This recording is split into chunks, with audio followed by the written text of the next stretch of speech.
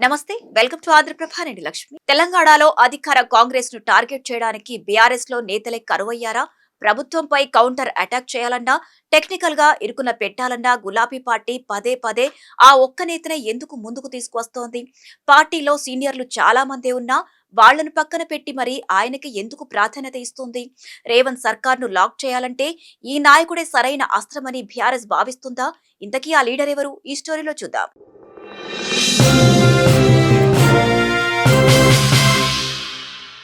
తెలంగాణలో కాంగ్రెస్ ప్రభుత్వం అధికారంలోకి వచ్చి దాదాపు 3 ఏళ్లు కావస్తోంది.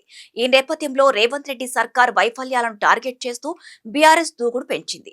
ప్రతి శాఖలోనూ అవినీతి, అక్రమాలు జరుగుతున్నాయంటూ ప్రభుత్వంపై గులాబీ నేతలు తీవ్ర ఆరోపణలు చేస్తున్నారు. ఛాన్స్ దొరికినప్పుడల్లా కేటీఆర్, హరీష్ రావు రేవంత్ ప్రభుత్వాన్ని గట్టిగానే ఎండగడుతున్నారు. అయితే ఈ ఇద్దరు నేతలు మినహా మిగతా సీనియర్లు ప్రభుత్వ వైఫల్యాలను ప్రజల్లోకి తీసుకువెళ్లడంలో ఆశించిన స్థాయిలో యాక్టివ్ గా లేరన్న టాక్ పార్టీలో వినిపిస్తోంది. దీంతో బీఆర్ఎస్ అధిష్టానం ఇప్పుడు తన వ్యూహాన్ని మార్చినట్లు తెలుస్తోంది. ప్రభుత్వాన్ని టెక్నికల్ గా ఇరుకున పెట్టడంతో పాటు ప్రతి అంశాన్ని ఆధారాలతో సహా ప్రజల ముందుకు తీసుకువెళ్లేందుకు మాజీ ఐపీఎస్ అధికారి ఆర్ఎస్ ప్రవీణ్ కుమార్ ను నేరుగా రంగంలోకి దించినట్లు సమాచారం.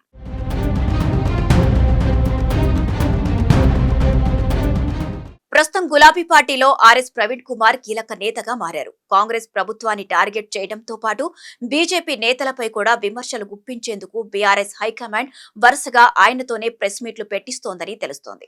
దీంతో అసలు ఆర్ఎస్పీకే ఎందుకంత ప్రాధాన్యత ఇస్తున్నారు అనే చర్చ పొలిటికల్ సర్కిల్స్ లో జోరుగా నడుస్తోంది.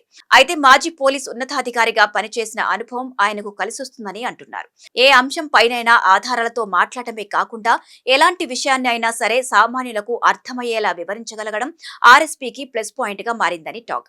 అందుకే సర్కార్ను ఇరుకున పెట్టడంతో పాటు కాంగ్రెస్, బీజేపీలను ఎదుర్కోవడానికి ఆర్ఎస్ ప్రవీణ్ కుమార్ ను బీఆర్ఎస్ అధిష్టానం ముందుకు తీసుకొస్తోందని తెలుస్తోంది.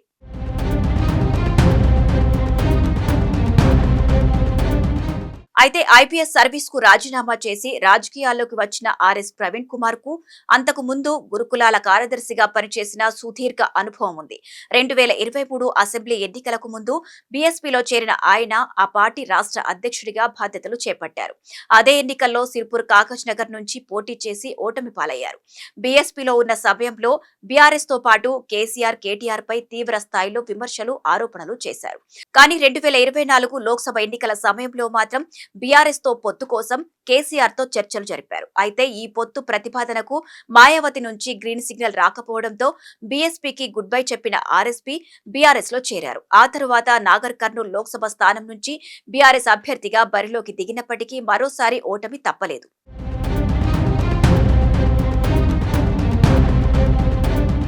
నిజానికి బీఆర్ఎస్ 10 ఏళ్ల పాలనలో మంత్రులుగా, ఎమ్మెల్యేలుగా, ఎంపీలుగా, ఎమ్మెల్సీలుగా పనిచేసిన సీనియర్లు చాలా మందే ఉన్నారు. కానీ ప్రస్తుతం అధికార కాంగ్రెస్ ను ఎదుర్కొనే విషయంలో వాళ్లు ఆశించిన స్థాయిలో దూకుడు చూపించడం లేదన్న టాక్ నడుస్తోంది. ఏదైనా అంశంపై స్పందించాలన్నా హైకమాండ్ నుంచి గ్రీన్ సిగ్నల్ వస్తే తప్ప పెద్దగా బయటకు వచ్చి మాట్లాడటం లేదని చర్చ నడుస్తోంది. ఇలాంటి పరిస్థితుల్లో ఆర్ఎస్ ప్రవీణ్ కుమార్ మాత్రం ప్రభుత్వంపై విమర్శలతో దూకుడుగా వెళుతున్నారు. ఐపీఎస్ అధికారిగా పనిచేసిన అనుభవాన్ని ఉపయోగించుకుంటూ కేటీఆర్ పై ఏసీబీ కేసుకు దారితీసిన ఫార్ములా ఈ రేస్ వ్యవహారంలో బీఆర్ఎస్ వాదనను బలంగా వినిపించారు.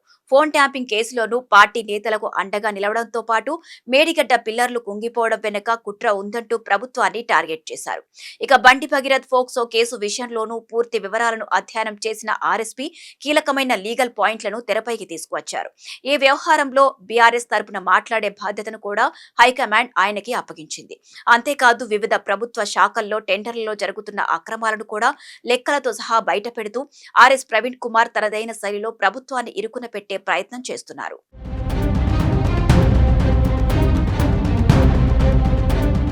ఇక తెలంగాణ రాజకీయాల్లో ప్రస్తుతం క్షుద్ర పూజల వ్యవహారం హాట్ టాపిక్ గా మారింది. రాష్ట్రంలో వర్షాలు పడకుండా మాజీ మంత్రి హరీష్ రావు క్షుద్ర పూజలు చేశారంటూ పీసీసీ అధ్యక్షుడు మహేష్ కుమార్ గౌడ్ చేసిన ఆరోపణలు రాజకీయంగా పెద్ద దుమారమే రేపాయి. కాంగ్రెస్ నేతల విమర్శలను తిప్పికొట్టేందుకు బీఆర్ఎస్ నేతలు రంగంలోకి దిగినా అప్పటికే జరగాల్సిన డ్యామేజ్ జరిగిపోయిందన్న ప్రచారం జరిగింది. దీంతో ఈ వ్యవహారాన్ని తమకు అనుకూలంగా మలుచుకునేందుకు బీఆర్ఎస్ మరోసారి ఆర్ఎస్ ప్రవీణ్ కుమార్ ను రంగంలోకి తెచ్చింది. ఆయన కాంగ్రెస్ నేతల ఆరోపణలకు ఘాటుగా కౌంటర్లు ఇస్తూ అధికార పార్టీకి ఎదురుదాడి మొదలుపెట్టారు. దీంతో క్షుద్ర పూజల వివాదం కాస్త రెండు పార్టీల మధ్య పొలిటికల్ వార్ గా మారిపోయింది. మొత్తంగా బీఆర్ఎస్ లో ఆర్ఎస్ ప్రవీణ్ కుమార్ కు పెరుగుతున్న ప్రాధాన్యత వెనుక పక్కా పొలిటికల్ స్ట్రాటజీ ఉందనే చర్చ జరుగుతోంది. ఒకవైపు ప్రభుత్వంపై ఆరోపణలు చేయడమే కాకుండా మరోవైపు వాటికి లీగల్, టెక్నికల్ పాయింట్స్ జోడించి ప్రజల్లోకి తీసుకెళ్లే విషయంలో ఆయన బీఆర్ఎస్ కు బలమైన వాయిస్ గా మారుతున్నారన్న అభిప్రాయాలు వినిపిస్తున్నాయి. అందుకే ప్రతి అంశంలోనూ ఆయన్నే ముందు పంపుతూ కాంగ్రెస్, బీజేపీలను ఒకేసారి టార్గెట్ చేసేలా గులాబీ అధిష్టానం వ్యూహం రచిస్తోందని టాక్. మరి ఇది కేవలం ప్రస్తుత పరిస్థితులకు తగ్గట్టుగా తీసుకున్న నిర్ణయమా, లేక భవిష్యత్ రాజకీయాల కోసం ఆర్ఎస్ ప్రవీణ్ కుమార్ ను బీఆర్ఎస్ ఓ కీలక అస్త్రంగా తయారు చేస్తుందా? రాబోయే రోజుల్లో ఆయనకు పార్టీలో ఎలాంటి బాధ్యతలు అప్పగిస్తారు అనేది ఇప్పుడు ఆసక్తికరంగా మారింది.